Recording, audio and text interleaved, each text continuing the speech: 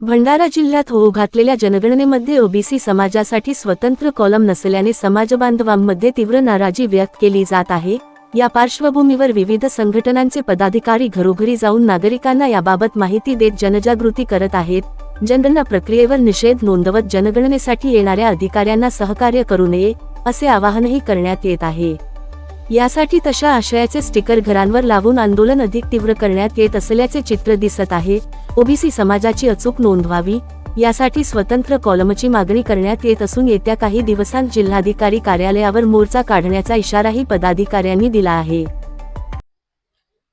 काय सांगाल, तुम्ही आज घरोघरी जात आहात आणि पाट्या लावत आहात आणि सरकारचा निषेध नोंदवत आहात आणि काय तुमची पुढची भूमिका? आम्ही ओबीसीची जनगणना झाली पाहिजे, अनेक दिवसापासून त्या दृष्टीने आमच्या संघटना प्रयत्न करत आहेत। लोकांमध्ये जनजागृती सुद्धा करत आहे। सरकारने पहिले नाही परंतु नंतर कबूलही केलं आणि यावेळी जनगणना करतो असं म्हटलं।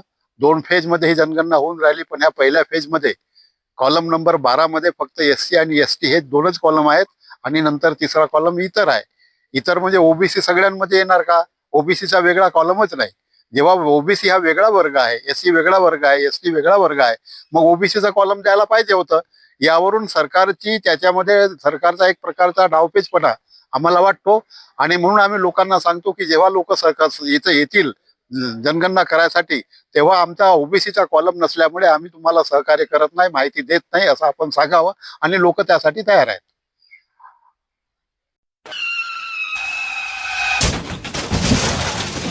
आता गाडीवर मोबाईल नंबर नाही तर इमर्जन्सी QR कोड लावा, जे तुम्हाला अडचणीच्या वेळी मदत करेल।